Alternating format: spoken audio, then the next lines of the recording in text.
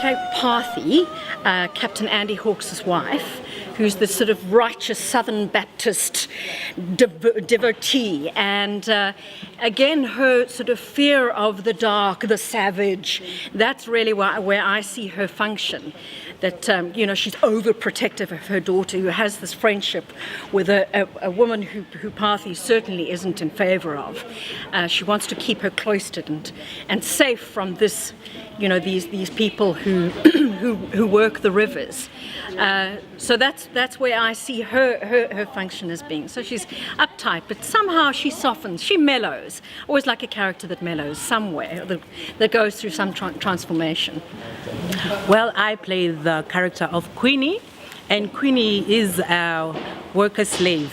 But in this scenario of Showboat, she's actually the kitchen slave, the one who's always a domestic inside, who knows what's happening, but really is more attuned and knows the story of what's going on, and she keeps the black people's secrets. There is black and white in the show, so I get to go into the white people's lives and I get to go into the black people's lives. So I merged literally the two. If I had a sewing needle, I'll actually say I'm stitching the show, but I won't overblow it because I'm supposed to play like steal the show, but not in a big way. Yeah, that's Queenie.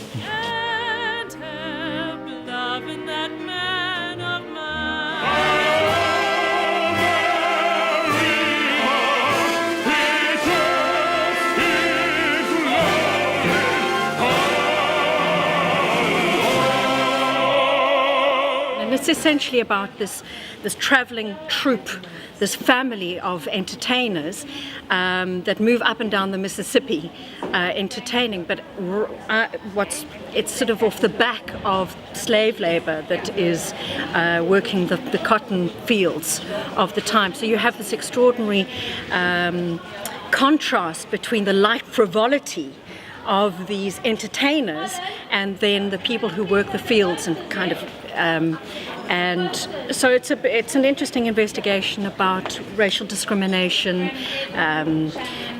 mixed color, mixed race coupling, and very unusual for the time in 1927. Everybody then they were used to the Ziegfeld Follies. So everybody arrived on the 27th of December 1927, their bibs and tucks, and suddenly there was this musical that actually was investigating an entirely new subject matter.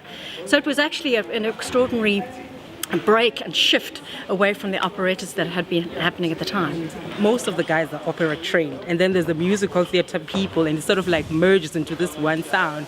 And sometimes we musical theatre people have got like little voices, so we're learning tips from them as to how to sing. Sometimes, because backstage we also sing, and so we're learning the around technique of how to present stuff. The loud ariosa singing into the top C's, and we're like, and although we look like a big ensemble, backstage we still are outside the show. We still are. We're finding friendships. We're learning each other's techniques, each other's ways, because we're all from different towns in South Africa. So that's the nice thing about the whole process of Showboat.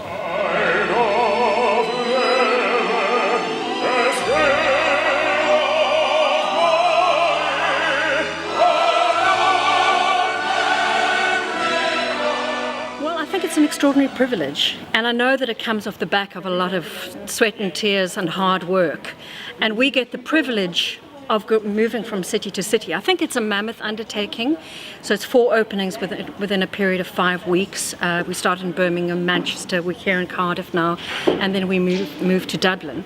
But I think what has astounded me the most is, look, I'm immensely proud of the product, and I think because of its subject matter, us as a South African company have a sense of connection with the material.